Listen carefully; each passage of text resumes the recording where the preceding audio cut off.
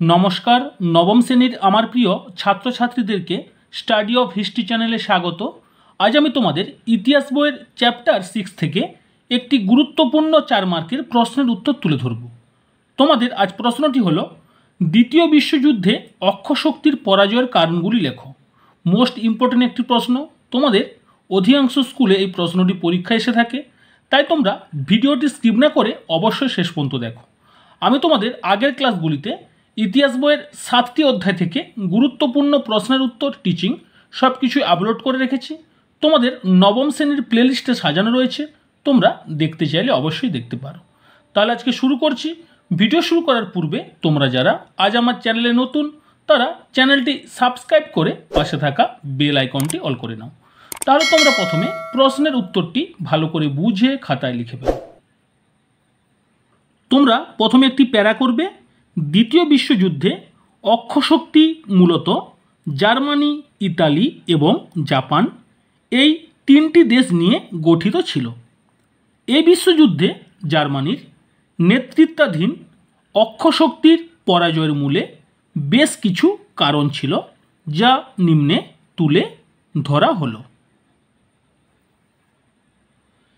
এরপর তোমরা পয়েন্ট করবে অক্ষশক্তির পরাজয়ের কারণ।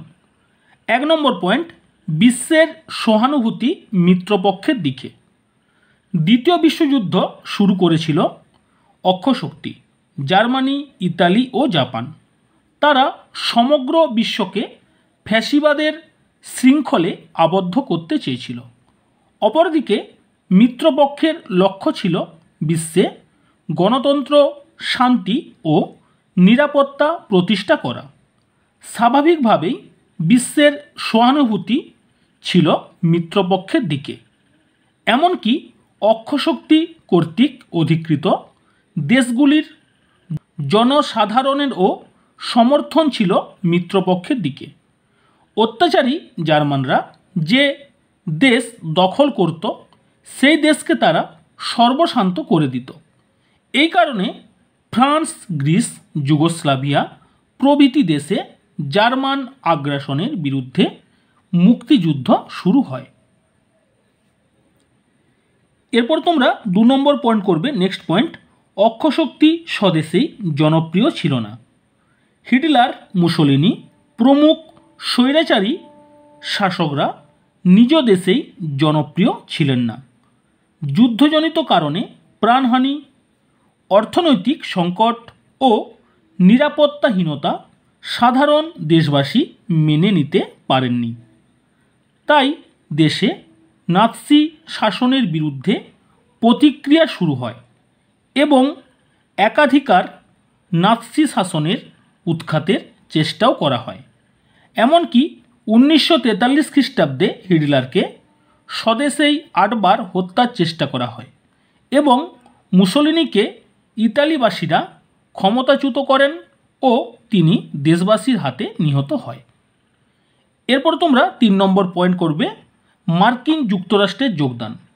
যুদ্ধের সূচনায় মার্কিন যুক্তরাষ্ট্র মিত্রপক্ষকে পরোক্ষভাবে সাহায্য করেছিল। ইতিমধ্যে জাপান দূরপ্রাচ্যে মার্কিন নৌঘাঁটি পার্ল হারবারে বিমান আক্রমণ করলে মার্কিন যুক্তরাষ্ট্র প্রবল ক্ষুব্ধ হয় এবং পূর্ণ শক্তি দিয়ে মিত্রপক্ষের অনুকূলে যুদ্ধে যোগদান করেন। এর ফলে যুদ্ধের গতি পরিবর্তিত হতে থাকে। এরপরে তোমরা 4 নম্বর পয়েন্ট করবে, ইংল্যান্ড ও রুশ অভিযানে ব্যর্থতা। ইংল্যান্ড ও রাশিয়ার বিরুদ্ধে হিটলারের শোচনীয় ব্যর্থতা জার্মানির পতনের বা অক্ষশক্তি পতনের অন্যতম কারণ ছিল। নৌশক্তিতে অপ্রতিরোধ্য ইংল্যান্ডকে পরাজিত করে ইংলিশ চ্যানেল অতিক্রম করা হিটলারের পক্ষে সম্ভব হয়নি এবং অপরদিকে রুশ সেনার প্রতিরোধ অতিক্রম করা হিটলারের পক্ষে সম্ভব হয়নি। তাই তিনি ইংল্যান্ড ও রুশ অভিযানে ব্যর্থ। এরপরে তোমাদের নেক্সট পয়েন্ট 5 নম্বর, মিত্রপক্ষের সুযোগ্য নেতৃত্ব। মিত্রপক্ষের নেতৃত্বে ছিল 3 জন সুদক্ষ রাষ্ট্রনায়কের হাতে। ইংল্যান্ডের চার্চিল, আমেরিকার রুজভেল্ট এবং রাশিয়ার স্ট্যালিন তাদের সুদক্ষ নেতৃত্ব, যুদ্ধ পরিকল্পনা রচনা এবং যুদ্ধ পরিচালনার কৃতিত্ব মিত্রপক্ষের জয়কে অনিবার্য তথা অক্ষশক্তির পতনকে ত্বরান্বিত করে তোলে।